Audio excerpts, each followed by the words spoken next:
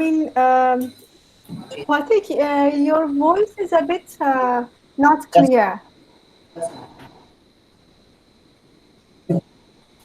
it getting better. Uh, Is it better now? Yeah, uh, it's better now. yeah, that's right. Okay. Hmm. Hmm. So, mostly students of BUD, but we have kept it open. So there would be also other students from SEPT or maybe from outside who would join.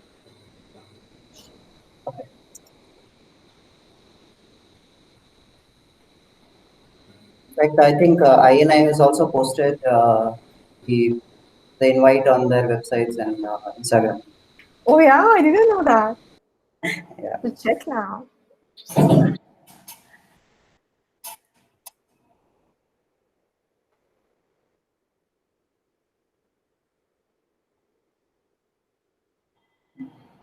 Just a moment. No.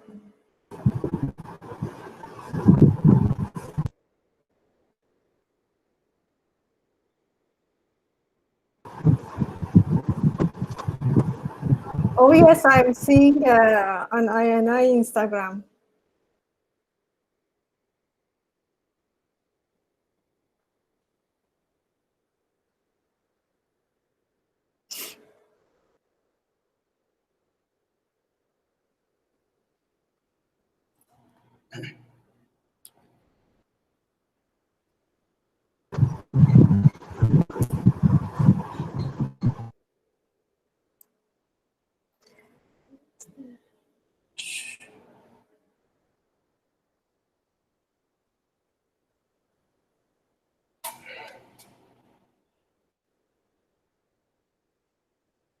Should I present now, or we should wait for some time? I think we'll just wait for a minute. We have around 27 people who have joined. Okay. Let's just give it 2-3 minutes. Sure.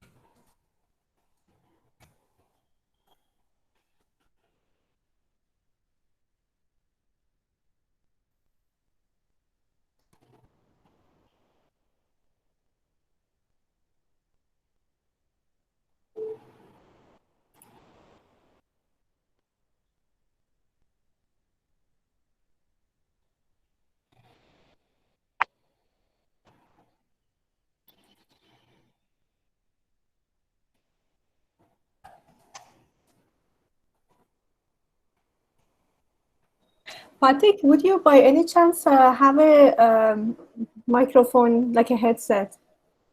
I do have, but I am not sure whether it will work or not. Let me try. I have it. Mhm. I'll try. I'll get it. Sure, sure, thanks.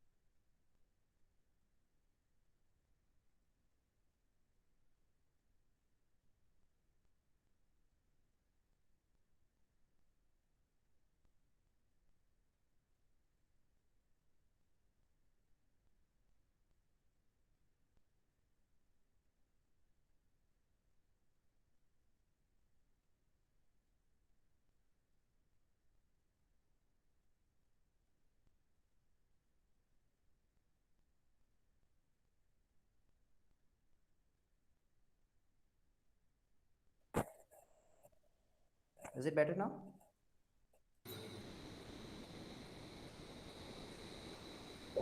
Is it better? Yes, we can. Yes, we can hear you. Fine. Okay. I think we should begin. Um, it's already 5:33. So, Yes, sure. yes. Hello, everyone. My name is Vidisha, and I am a fifth-year student at Bachelor's of Urban Design course at Central University. And I welcome you all to our second session of Informal Talks webinar series. As most of you know that we have conducted Informal Talks previously on campus, and it's been 2 years already. And just an introduction to BUD Informal Talks for a lot of you who are joining in for the first time. Basically, BUD Formal Talks was a student led initiative wherein we invite speakers who are working in the urban realm. And today we have architect and urban designer Patrick Gandhi with us. So before we move on to his introduction, I would request the audience to share their questions or comments in the chat section to your right. And after the talk is over, we can move on with the question and answer session. So I request everyone to pen down your questions there. Over to you, Mehnaz.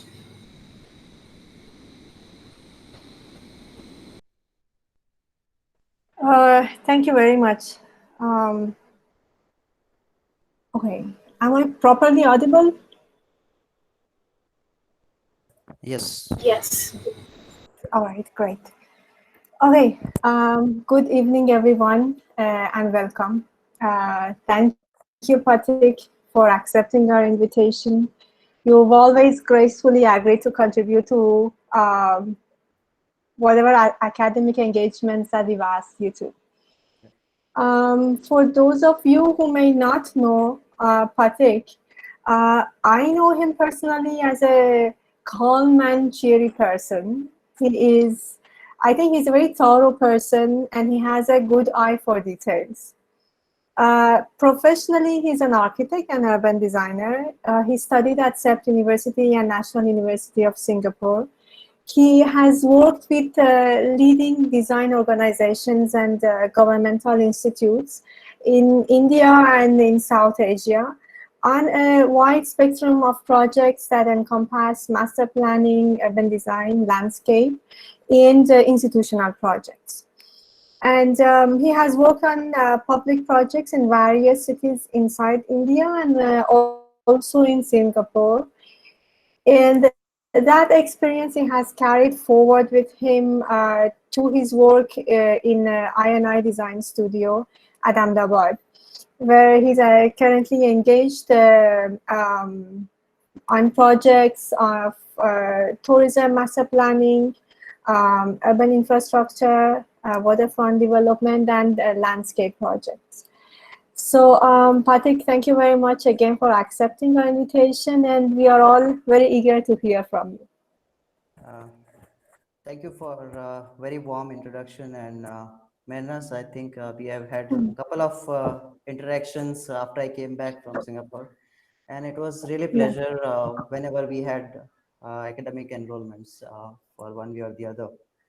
Uh, same. I think rather wasting any time or any further, I think I will start with my presentation. And as it is a very informal talk, I don't want, I mean, I would appreciate if anyone wants to have any question at any point in time, they can feel free to ask or discuss anything at any point in time.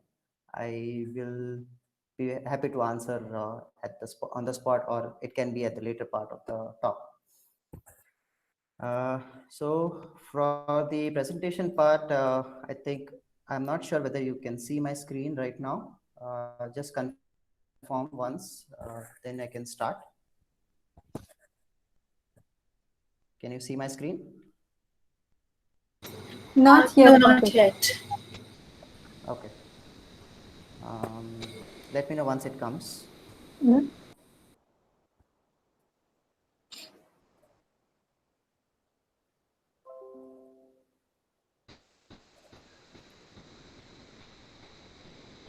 Yes. Is it Yes, we coming can in? see you now. Okay, great.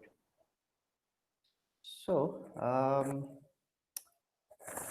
as we all know, we are going to talk about public waterfront, where I am not going to talk specifically about the pretty picture of renderings and project specifics. Of course, project specifics are needed to introduce the project, but I will not explain the project in detail too much. It will be more of a experience and journey how we have dealt with the project, and sharing you my experiences working with such government public sector projects. Uh, as Manna already mentioned, I have been fortunate working with different organization at SEPT or at CPG or INI. Even I have been enrolled with a lot of academic engagements also. There are different projects that I've worked, which are again large scale master planning or tourism based projects.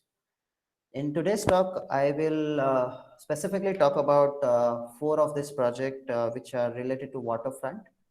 Why I feel these projects are important because they dealt with a lot of public engagement and public participation through different stakeholders and discussion at various platforms. And I thought in urban practices, it is very important part of process and how we have come up with solutions to deal with such problems. When we talk about public waterfront, I think I would like to say that when we are talking about waterfront projects, we are dealing with sea, water, canals, lakes, creek, reservoirs, and such projects which are primarily oriented by government initiatives. Not necessarily all the times, but most of the times you will see that these projects are initiated by government. And who are the beneficiary to that? Uh, the larger public. And where are we? We are basically engaging these two bodies and creating a public space through series of stakeholder consultations and rigorous design process to create a public space and public realm for recreation and other purposes. How do we deal with the project? We create perception and go through a rigorous process. Behind the screen, we discuss, debate, and through our ideas, reject our ideas, argue upon your thoughts in the studio. Unlike what we do it's the same process as you do in SEPT or as you do it in your design studios. When the project goes beyond, when you are at a stage where you can discuss it with public, we actually go outreach to public, we discuss in different forums and explain the project in detail so that we can get more engagement with the public. uh, I would like to share my experiences, one in Singapore and the other one in India. Both have very similar thinking line, and I have been fortunate engaging in INI with a similar experience and getting it executed right now. This is a project in Singapore. It's a Jurong Lake District project where we were asked to develop about 60 hectare of land for creating a landscape proposal. This project was initiated with a larger goal of government to develop the Jurong district. This district comprises of a lot of different aspects of project, being in institutions like libraries, science center, parks, waterfronts. There is the golf club also. Then there are also commercial and recreational aspect of the site.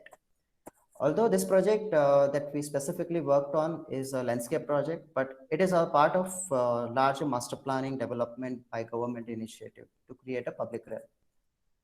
In this public space that we have created, we have started with the concept of banyan tree.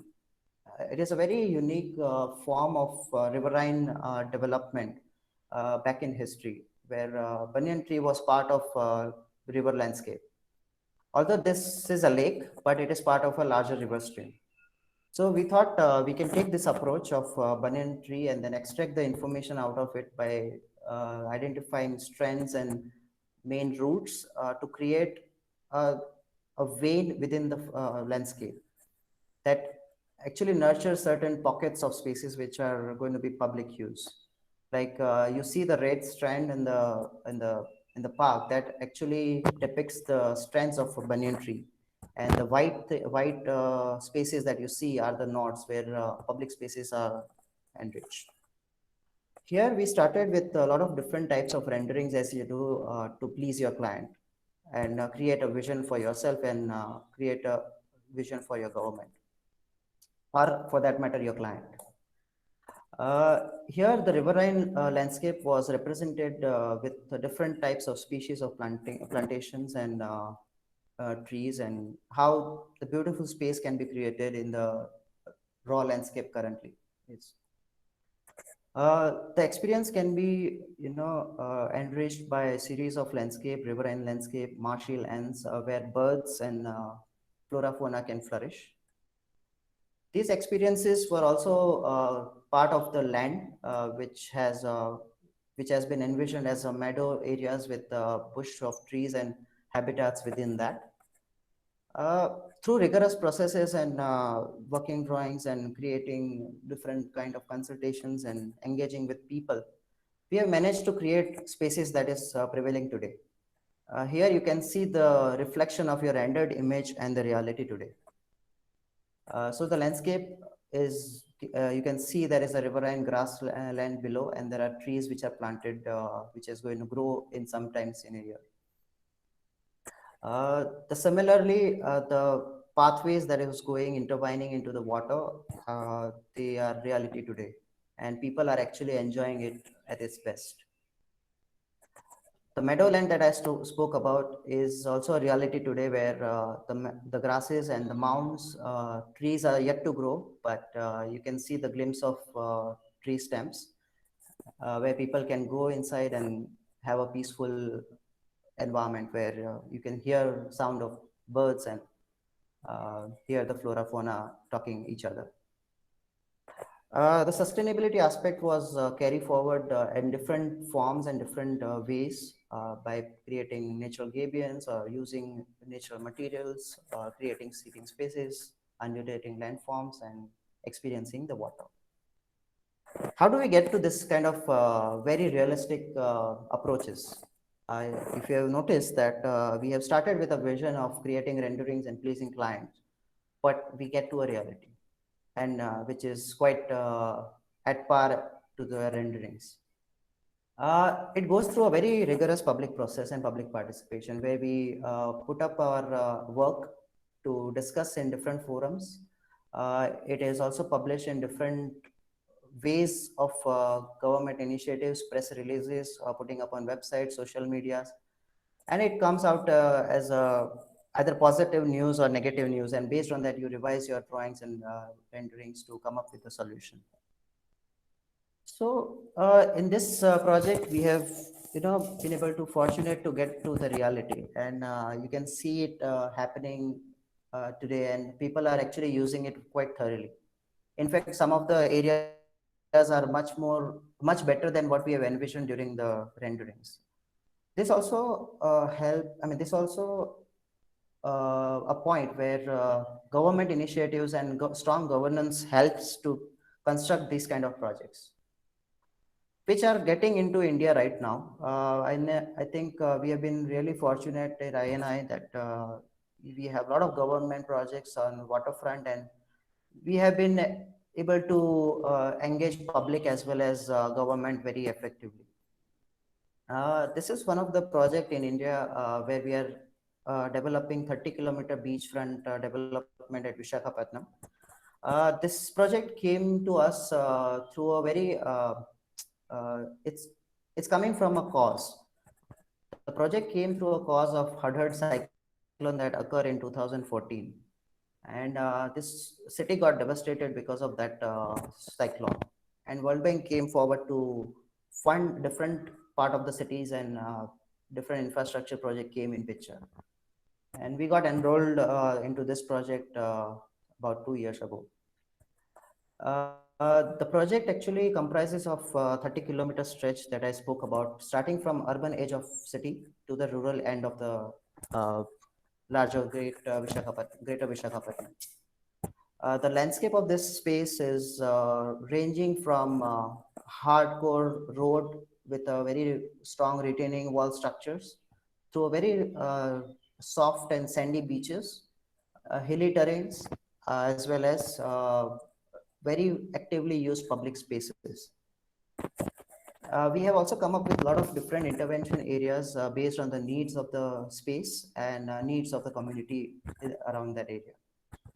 Although this project we have actually covered a lot of intervention areas, but as the funding and other things restricts us, it creates, I mean, it also allows us to construct specific segment of the city and and you can showcase your project in a specific manner. So currently we are working on the urban front of the project and the tail end of the project, and there are also guidelines provided for the other intervention areas. This project is being a very public oriented project.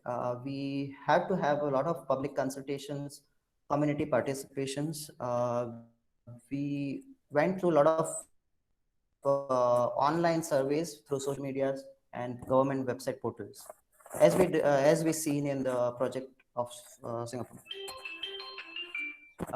Similarly, government stakeholders are also equally important, where we have enrolled them at the first stage of the project itself. Similarly, you have a lot of informal sectors on the beach, like your muriwalas and street vendors and hawkers who are occupying the terrain. So all these people have been discussed and took at the same platform. Here you can see the urban fabric of the city, where RK Beach, which is the urban front of the city. On one side you have a neighborhood of Vishakhapatnam, and the other side you have a beach. And there is a strong sense of retaining structure which cuts the city and beach into two. So we started creating vision of how we engage the public to the beach through series of interventions of step sittings and opening up the spaces for people to view and experience this beautiful beach, but yet creating a resilient structure of retaining and plantations which will help prevent the situation of cyclone in the future year to come. So these kind of spaces that we have envisioned, where the promenades and cycling tracks are part of urban space, and where people can come together and rejoice the space. These kind of spaces were also discussed and debated at various platforms through formal stakeholder consultations with police, with forest department, with municipal corporations, different stakeholder who comes together and discuss it in a closed room forum. Once you have the closed room forum ended, it is a time to go out and discuss with public.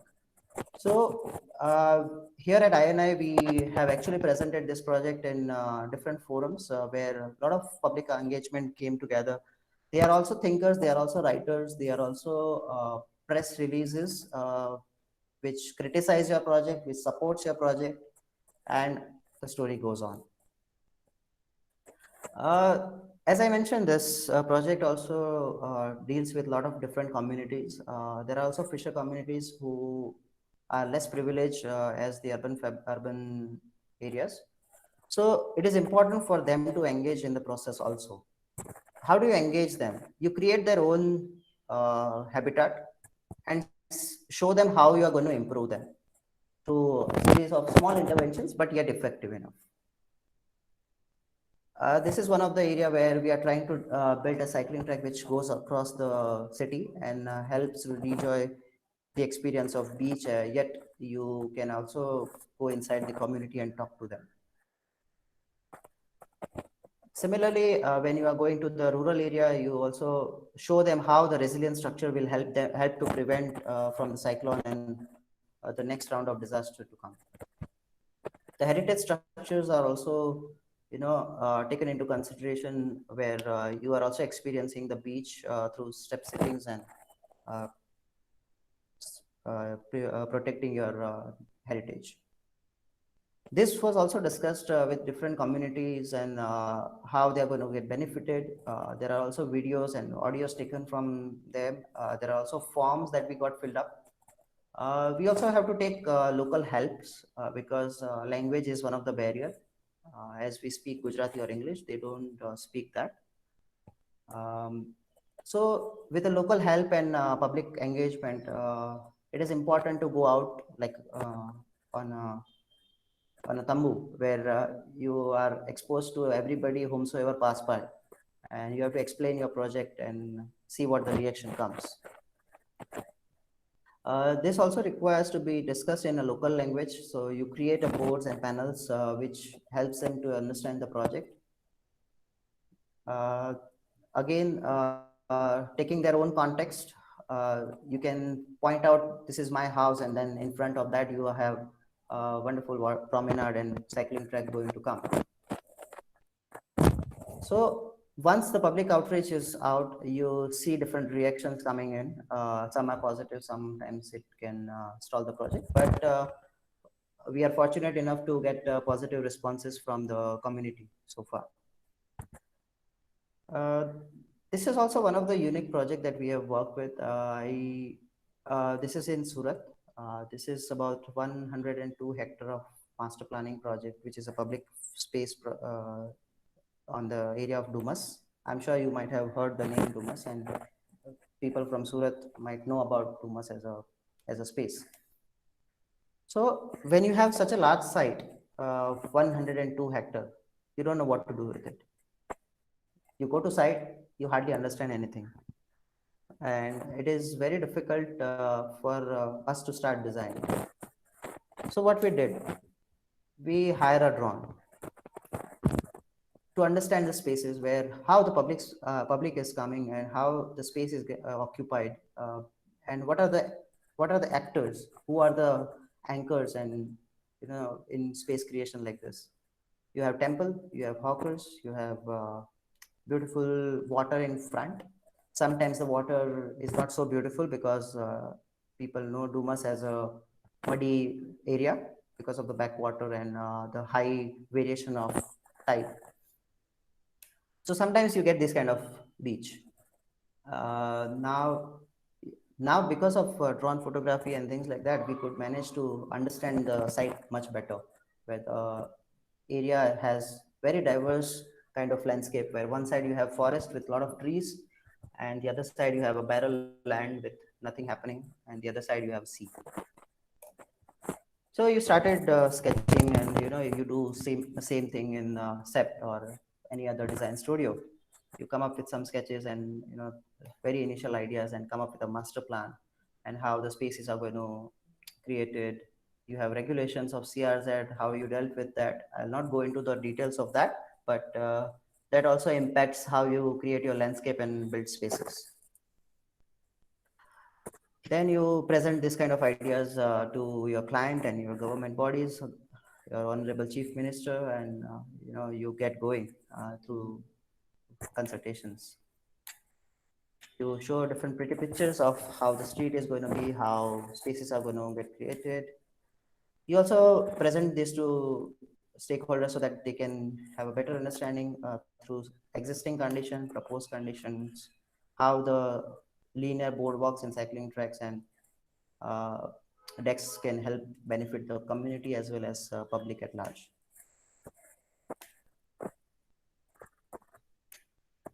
Sometimes it is also important to convey your message.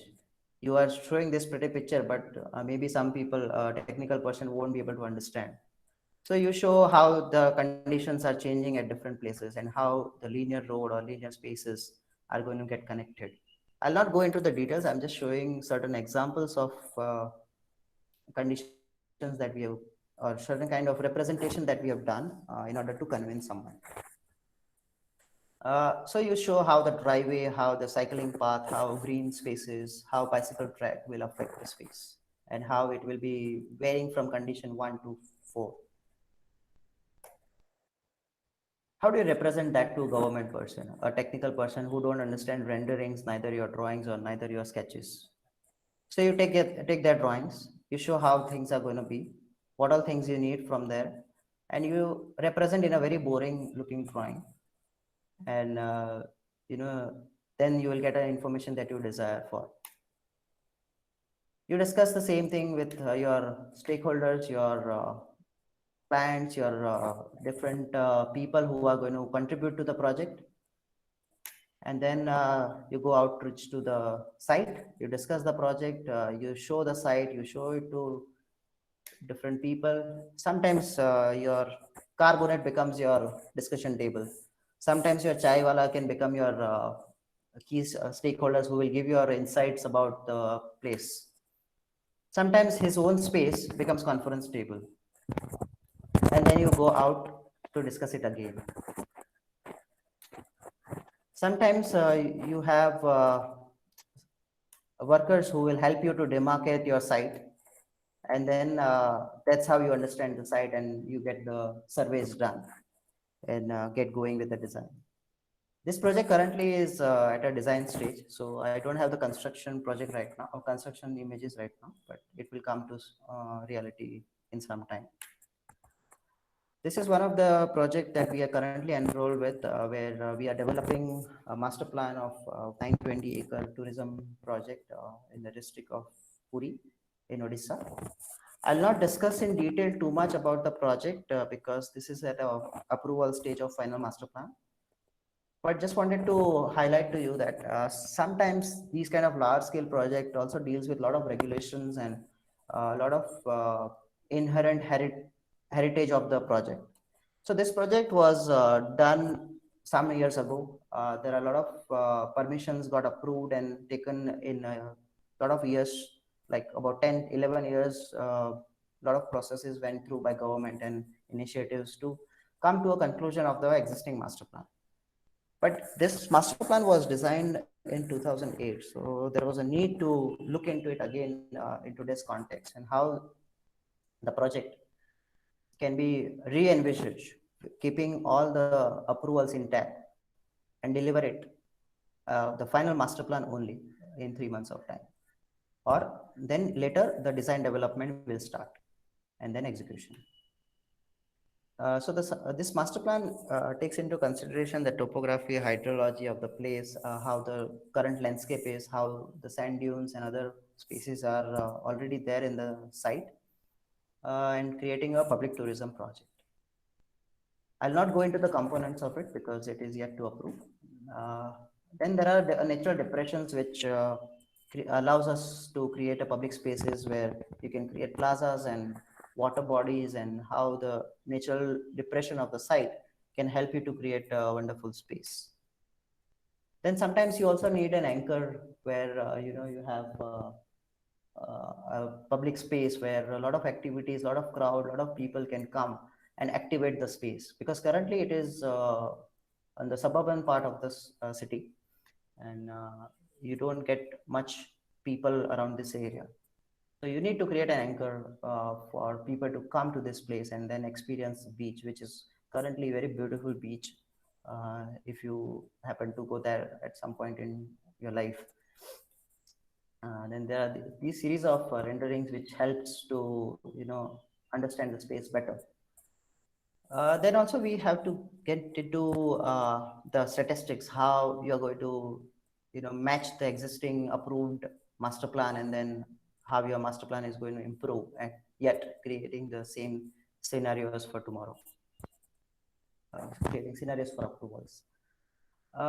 With the rigorous process of design, we also understand how we can take the elements of the history and culture of the place, which I will briefly explain. You take certain elements of this, the existing topography and landscape of the city and region, and you build certain spaces and public spaces that attracts tourism and create nuances of the place. You also take a very simple examples of paintings, and you start creating urban landscape which looks or which represents the regional landscape and connect it back to your city. As I mentioned, I mean, some of those things I already mentioned. How do you get this project? You know, It is also through government initiatives where the larger master plans are created, and vision and framework is been prepared by public participation, stakeholder consultations, and then it goes out for competition, bidding processes, and the consultant can be awarded. Sometimes you have research institutions who helps to create initiatives for public projects. The project that I've shown, sometimes you have also causes which incur to a city that you know helps to get some fundings, and government can initiate the project. Uh, there are also examples where public initiatives are also equally important, which gives proposals to government bodies, and then the process continues.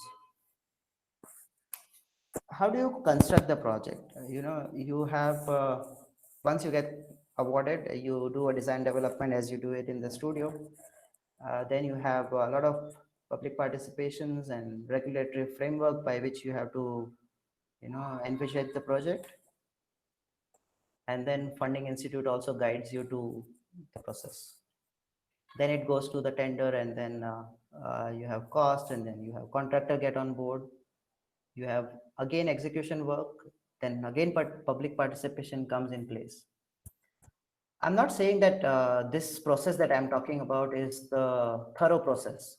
This is a very generic process that I think all the government project or all public sector project passes through, and then it goes out to the public. As I mentioned, there are larger vision of the areas, public participation, clearly thought out plans, budget, on-hand fundings, public trust on the government or on the institution that is going to enroll the project. Participation, execution is very important.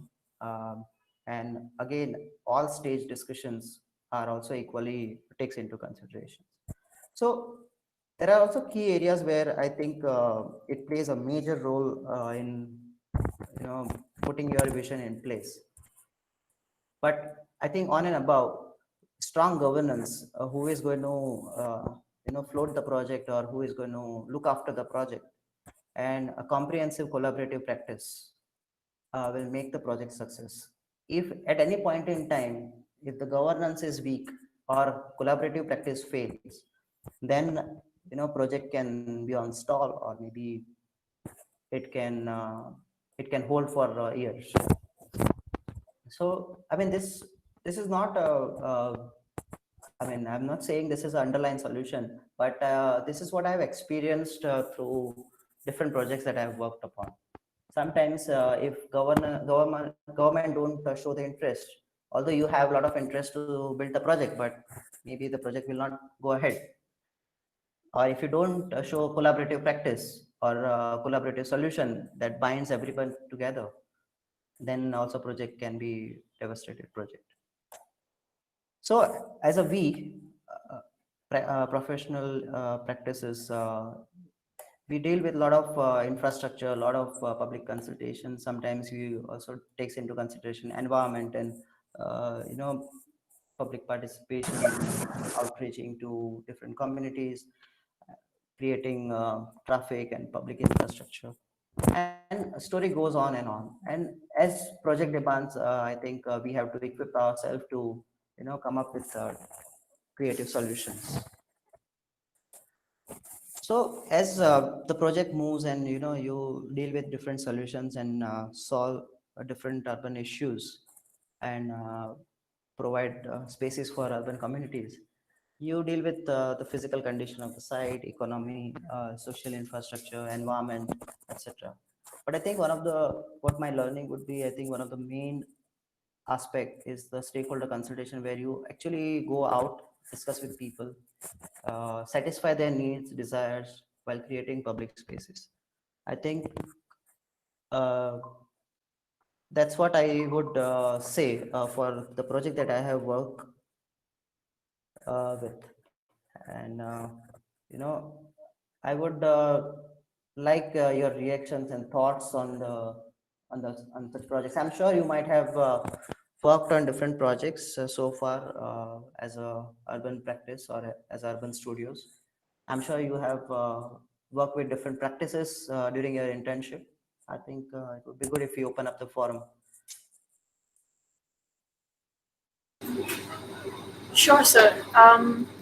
So the very first question about which, first of all, I would like to actually thank you for the presentation. I think the presentation was really nice and it gave us an Sorry, Vidisha, I cannot hear you. Can you? oh,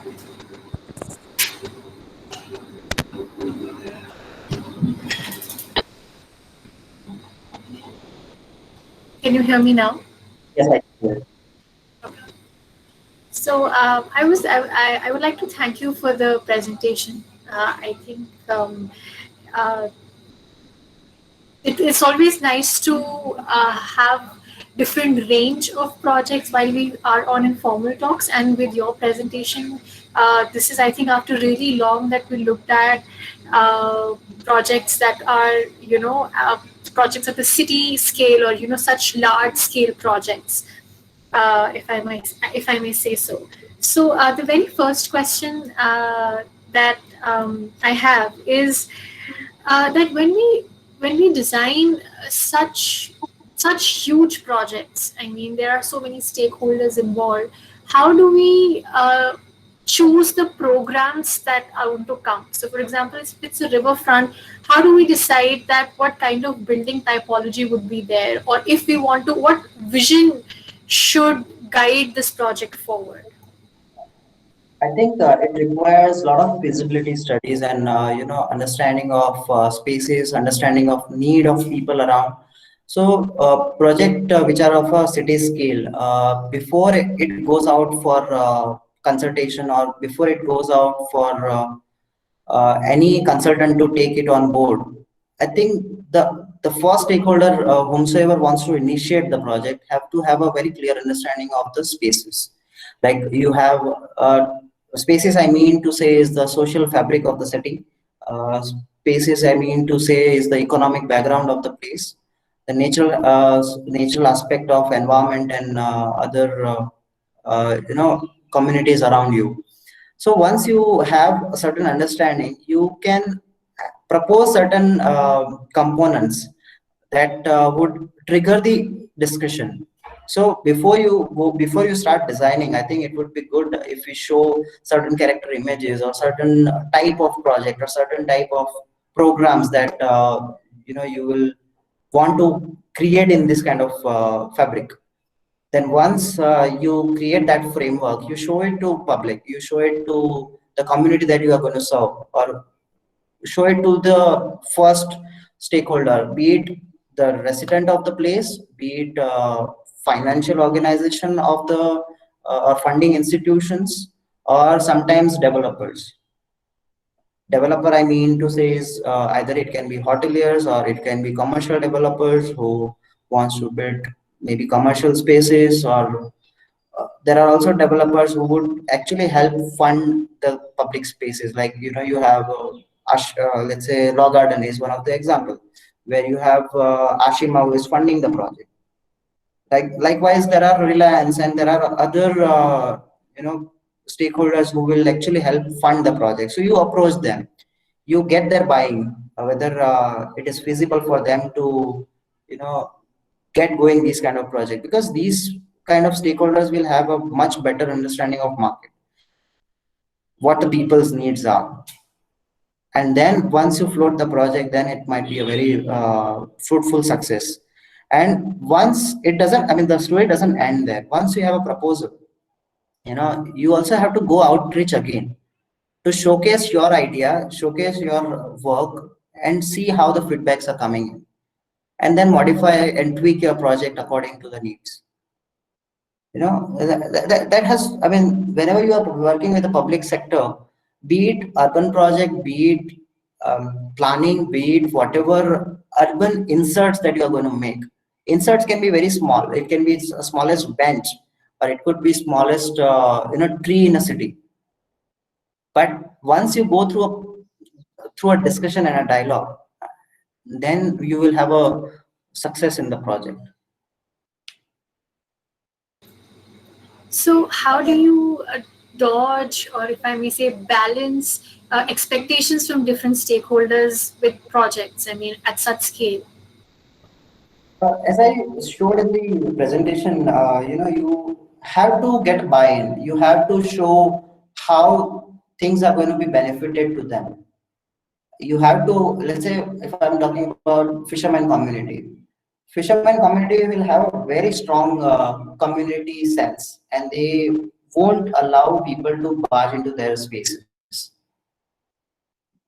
It would be very difficult to construct something in their spaces, like Dharavi also, you know. uh, but if you have a very strong proposal or a very sensitive proposal that helps them to their livelihood as well as their daily activity, then I think they will be able to buy it better, and you will be able to have construct it in a fruitful manner. So in Vishakhapatnam's case, we had to outreach almost every visit. We have to discuss with either tourism, either to community, either to citizens, or sometimes you also have to talk to hawkers. We have to get their details, where they're coming from, and then we see how our space or how whatever we design is going to be beneficial to them. Currently, if Rekriwala is sitting on a on a mitti, on a very kacha platform, if we are going to propose a dedicated platform for hawkers, then they can come and sell their space. Once you have a promenade in such spaces, you will have more footfall and more benefit to them. Once they hear that, then you will have a better buying, and you will have lesser hindrances. If you say I'm going to throw you out to create my promenade, and show a very pretty picture. Okay, fine. Now we are going to create a very beautiful promenade in your space. Then they are the first one to resist. Okay, why would I leave my livelihood? Because I am earning. I am the one who is going to be beneficial through this public space. And likewise, I'm not talking. I mean, likewise, there are different stakeholders. You have resident. You have maybe a cafe wala or a permanent commercial space who is currently earning X amount, and once you have a different kind of public space, then you will have a different kind of earning. Similarly, you will have to talk to people how you are going to jog tomorrow, how you are going to eat your jalmuri tomorrow, how you are going to experience the breeze of sea tomorrow. Then they will have a better understanding of it. You might want to show some examples. Some benchmarkings are also very important. So once you showcase those things, I think then you will have a smooth ride.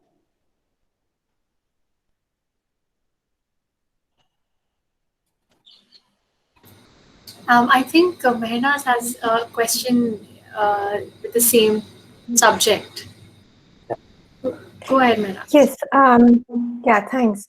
Patrick, related to this ongoing discussion, you explained us how you try to understand the people, and then you also explain yourself and your vision to the people and how they can benefit from this. And you also showed us different ways of the public exhibitions and the public forums that are there. So I was just wondering if you can explain to us. So once you show these visions and design, and then people would come back with their feedback, then what do you do with those feedbacks? See, for example, there was an online portal that we have created for putting up our panels and for discussion forums. In that, we received a couple of feedbacks. In that, we go one by one. Let's say if there is a feedback on one of the intervention area at Rushikonda, then we replied to our proposal. Okay, okay, fine. We have created this, keeping in mind this vision, and this is how you are going to be benefited. For example, there was one of the stakeholder who was owning a land next to one of the intervention site, where we have actually proposed a large waterfront promenades and food courts and stuff like that. And on the next day, we came to know that the land record was fudged somehow, and the land belongs to some private party. So he put up a request and put up a question that why are you encroaching into our land? So then we searched into the formal records, and then we found that okay, that land belongs to him. So we had to tweak our proposal, and then again go back to the public consultation and say that this is been modified like this, and we will take care of your parcels or your piece of land. And by doing, or maybe if we are taking portion of it, this is how you're going to get benefit of it. So if I'm a resort owner and if my land goes to public, then I would question why would I give up my land, even if one square meter of land. But then we will have to explain once you have these kind of spaces, you will have better people coming to your place. You will have more footfall. You will have more people engaging to your cafes and your spaces that you are going to provide. So then they understood the point, and they gave up the land. Of course, you will have to give money to them. A government, whomsoever is the funding agency, will have to give money to them. But that negotiation happens. So that is one of the examples. There are also examples where very active people like activists and who are socialists, who will resist and who will question your proposals. So you will have to convince them by saying that we have been to community, we have talked to, let's say we have got 1,000 samples which were interviewed. Then with based on certain samplings, we will prove our point that these are the reactions coming from community, and based on those reactions and based on those comments, we have come up with the proposal. And this has been discussed with the community as well. So once you showcase that picture, then they might be able to dilute their thinking and may help you to push the project. In specific to Vishakhapatnam, we had one of the very active member who is very much active in the region, who is a socialist.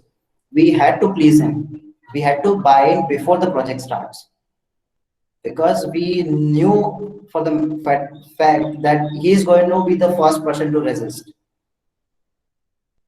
So sometimes you have to discuss with them, discuss with him in person, and you have to showcase your ideas, thoughts, thinking process, how it is going to be beneficial.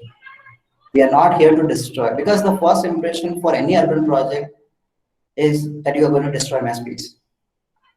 Especially people who are actually habitating that area, who are actually living there for years. That's our experience in Vizag. I mean, it's very troublesome. Sometimes you have to engage with different people. Smooth rides are sometimes greenfield projects like Shankar, where you have one stakeholder, already processes, already processes are in place. You are designing, you are developing, and you are going to get execution. But of course, there will be some resistance later on, but that we will deal with it once we get to those. But I think each problems requires its own solution, and with the public feedbacks that we receive, we go one by one and then address as much as possible. And sometimes, if we cannot address, we justify our point that this is why we are doing it, and through different consultations and different discussions, we have come to this solution.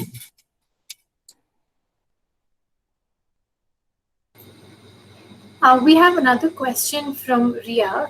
She's asking that since most of these projects are meant to be for all the civilians, how can these be secured from the vandalism through fiscal or non-fiscal ways? It is always a challenge to public project. It is always a problem. Country like Singapore, being a developed country, we have faced these issues where once we start developing a design solutions, let's say once you have a pretty picture of renderings, and then when you go for working drawings and producing tender drawings for contractor to construct, you have to find a detail or find a construction method that is robust and resilient enough. Now, we had to prepare a lot of mock-ups beforehand, and keep it on site for, let's say, a week's time, so we can see what kind of vandalism takes place in the developed country like Singapore. So it goes through the very rigorous process. Like your nut bolts are to be designed vandalism proof. Some you also have to get your contractor to build things in a correct way.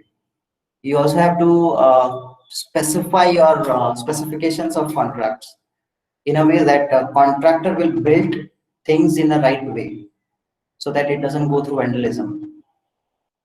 It all lies in detail and your thought processes. You have to be a thief in order to design a vandalism proof product.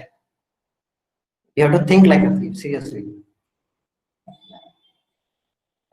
Uh, So, go ahead, go ahead. I'm so sorry. I'll give you one very small example. We were asked to design a very small pavilion in Jurong project, and in that we made a very customized light design, which was only one fabricator who was actually ready to build. He had come up with three different solutions, and we we had three columns. So we put one with one solution, the other one with another one, and the third one is a different solution. So we just wanted to see how people are reacting to one small light fitting. So one was with a plus screw, one was with the nut bolts, and one was with a very odd shaped screw. A very simple nut bolt joinery. But we found that people will play with plus screw and nut bolt kind of a solution. But if you have odd shape, which you don't get it anywhere, then it becomes a vandalism free. There are also example like we had created a ceiling of that same pavilion with the aluminum sheet, and aluminum sheet was just 3 mm thick. And we saw that when people are playing football or people are playing with different games in the park, it gets hit and you get a dent. So now, just in the first week, if you get that kind of a dent, then how it is going to survive in long year to come? So we had to actually thought about a concrete proof there. Government didn't want it to go for a come up with a concrete solution. So likewise, you also have to bargain. You have to prove your points. Sometimes you have to change your details. So I mean, it has to go back and forth.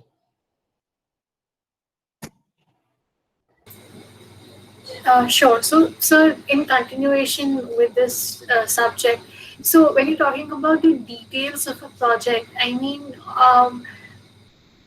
with such large scale projects, what are the kinds of, to what extent one details it out? I mean, I'll tell you where am I coming from. I mean, recently the student body was having this discussion about how a lot of the projects that at least academically we have dealt with, we unfortunately, because of the time of the semester, or the we just have 4 months and things like that, we couldn't get into the details of the tree in landscape, or what kind of tree would be planted and things like that. So in such projects, at what level you have, what different kinds of detail do you go to?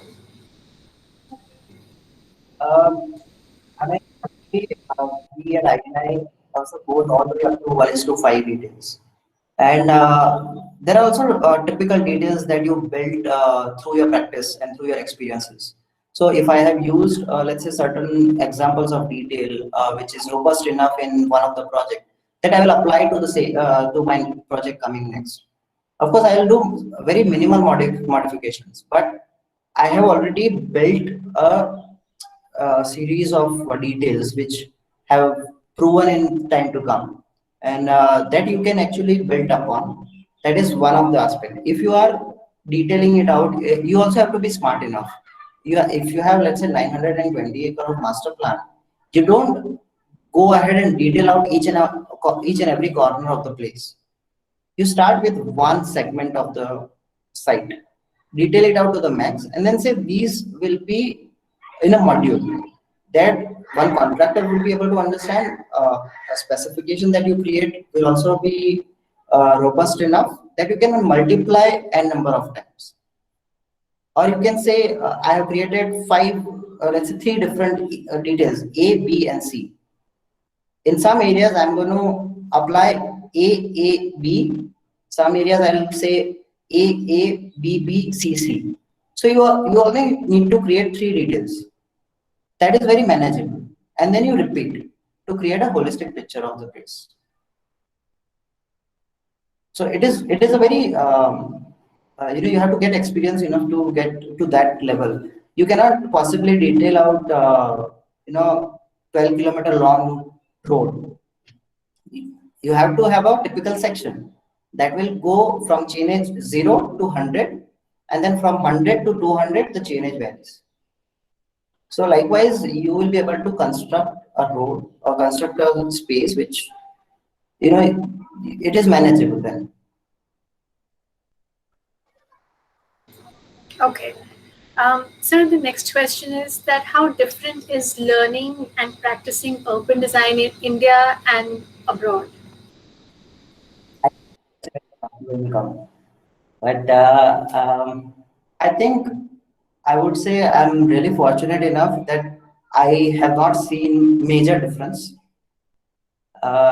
People would question why is it so, and here urban design practice is very different.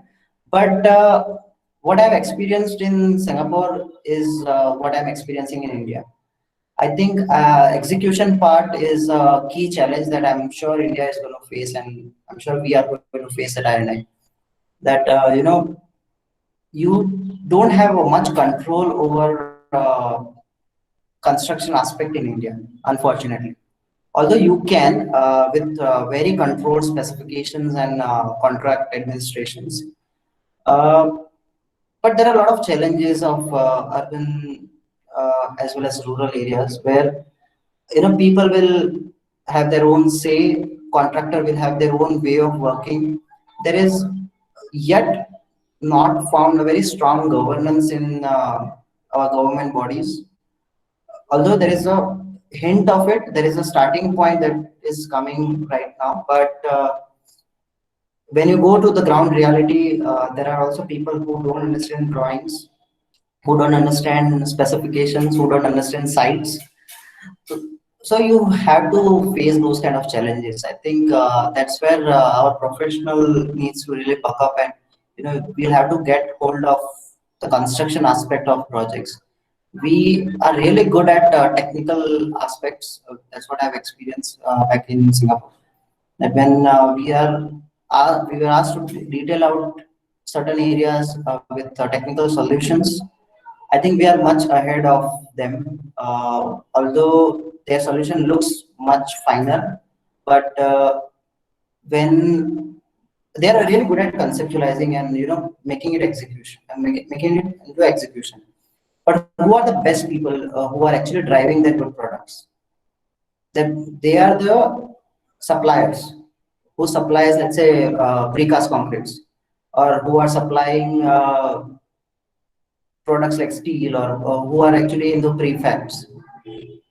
They are the one who is actually helping to build the details. When I was there, there are details that I've created which I have really got appreciation from CPG, that these kind of details are really not possible in architecture practice in Singapore, which are very usual details in back in India. It is probably because of their educational method, the way teaching is done in NUS or SUTD. They are very much focusing their students to build concepts and greater visions for the project, and they somehow sometimes fails to get into the details, and that's where I feel the differences are. And people from India, Pakistan, or Bangladesh, or the developing countries are actually contributing greater to develop country like Singapore. I feel if those practices are implemented here with strong governance, I think we would have a better perspective. And I think once I was also sharing thought to Mernas that at BUD also we need to have certain technical aspect where I think we have to build upon, which is needed in the practice.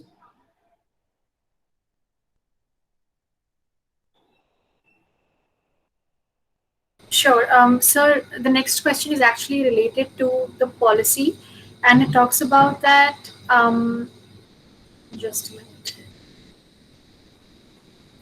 That what kind of, so it's written like this, that what kind of policies can be proposed to the already existing communities. So basically, I think it means, I mean, the person who has asked this question, if I'm interpreting it wrongly, please feel free to come and ask it yourself. But how I'm seeing this, it as that there are a lot of regulations and policies, for example, CRZ or other policies that protect the environment, and there are other maybe policies that also cater to the people residing near the coast. So what are your thoughts, that should there be new policies that are for the people who are already residing by the bay? Uh, I think we are very far away from creating such policies right now because there are a lot of resistance and there are a lot of things to be discussed on this aspect. I'm sure there are different planners and policymakers who are looking into this aspect. But what I strongly feel is once if you're talking about community specific, I think it is to be discussed with them only, and it cannot be a generic solution. It has to be a site specific solution. CRZ currently is a very generic solution, but I think it also allows the different governments to play a role in it. So if I am Odisha government, then I will have certain control over the policy, and there is approval process. So you have to present your case. Let's say if you are talking about Andhra Pradesh, you have to discuss your point, and you have to discuss your proposals with community as well as with the authority. Like OCZMA is one of the authority where you have to show your proposals that this is what we are proposing, and this is part of, let's say, CRZ1 or 1A. And it, although the policy restrict your proposal like this, but if you go with the proposal that we are going with, you have to show them, uh, life cycle of it. You have to show benefits of it, and you also have to buy in the community that you are catering to. That once you have that in place, then I think policies can be overruled sometimes, where you say that policy is a generic framework that allows the protection of livelihood. But I think if we go one step ahead of that, then no harm. You also have to identify certain key interventions that actually helps to activate the livelihood. Like simple examples like providing toilets. That can be also part of policy. You build a toilet and you specify a guideline to it, how you are going to build it, what are the kind of material, and who will build it. Once you have that framework, community will also feel that okay, this is going to be beneficial to me, and our people are going to make it. So that is part of policy framework. So in beachfront development, in Vizag, we had made certain guidelines and regulations for the entire beachfront, where there are certain components, very small components like pavilions or kiosks or paved areas or toilets, where we have put up certain guidelines.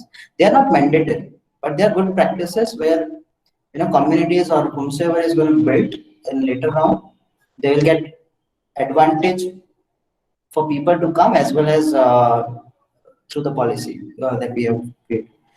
So I'm not expert in policy making, but I think I feel that it has to be a discussed process. You cannot have a generic policy for everybody, and it has to be specific to a context. Okay. Sir, with this, we move on to the last question for today, which is about that, again, referring back to the scale of the project and the stakeholders involved, who are somebody. Um, so, since all these projects are highly and closely involving the environment, how did you deal with aspects such as impact on climate and environment? And apart from urban designers, what other professionals were involved in such projects? Uh, if I talk about, let's say, CPG's Jurong project, in that, at the very beginning of the project, we were very much concerned about the sustainability of the project. Sustainability in terms of financial model, in terms of environment, as well as climate and the habitat of the place. Uh, so we had a landscape consultant on board. We have hydrologist on board. We had different kind of structural engineer on board. We had environmental special. We have uh, wildlife animal specialist on board who looks after the region since almost more than 40 years now.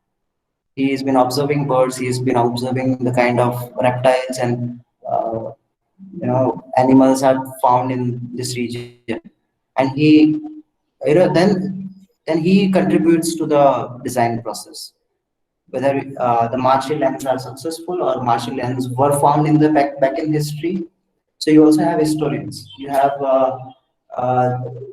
URA, who is Urban Redevelopment Authority. You have JTC, who is one of the more major funding agent of the Jurong district, who is building a lot of industries around. You have PUB, who is Public Utility Board. Uh, you have NParks, who is one of the key stakeholder of all the green spaces in Singapore. And they are the one creating a lot of public policies, and they have actually Janpundli of all trees. They have actually identified all the trees in Singapore. When the tree was grown, where the sampling is coming from, how old is the tree, and when it is going to die. That kind of framework they have. So this is about when I'm talking about, let's say, Vizag, we have lot of different consultants. We have environmental specialists, we have socialists, we have uh, environmental specialists, we have community representatives whom we engaged, and we get surveys done. We also sometimes hawkers are also your stakeholders and your helpers. You discuss with them, you get insights of the place. They are there since ancestors' time, and they have been selling jalmuri since so many years now. So they also have seen different part of the different stage of the history of city. They will also give you insights. We have police commissioner who was really helpful. Who we have tourism officer. We have range forest officer who will give us insights about the trees and how cyclone have destructed the forest. Similarly, in Dumas, we have forest department, we have town planning department, municipal corporation is there, then environmental specialists we have, structural engineers. So likewise, different project requires different disciplines to pitch in, depending on the vision of your project, depending on the complexity of your project. When you are dealing with seafront, we have to have coastal marine engineers who are on and above your structural engineering, who deals with the waves and sea winds and change in beach levels. So it depends on what kind of project you are dealing with. Sometimes you also have to go by the book. When your RFPs are floated, you have certain kind of consultants on board. They are mandatory part of the project process. We have landscape architects who who actually looks after different kind of species and resiliency of the place.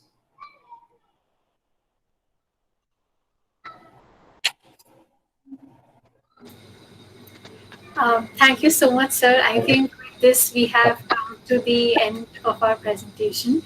I would like to once again thank you for this very insightful presentation. I think it was important for us to not only understand the design but also the backhand. I mean, the logistics and other details when it comes to involving with people of the project. And I think we definitely have a lot of takeaway as students of urban design from this presentation. So thank you so much for joining us today.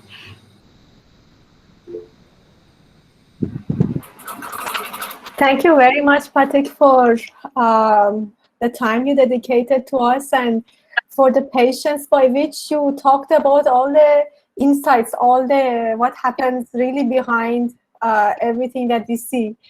Particularly, I was very interested in the more technical aspects of the work. Because otherwise, other than if the students get into the projects, get into the internship, and then afterwards start working, the only way of having such insight would be a wonderful presentation by you. Yeah, sure. Once we get to that, I think I'll have a much thorough presentation on that. Maybe in yeah, in some time. I think it will take about 1.5 months to come to that. Especially when I That's have amazing. We look forward. sure So thank sure you for joining us, everyone.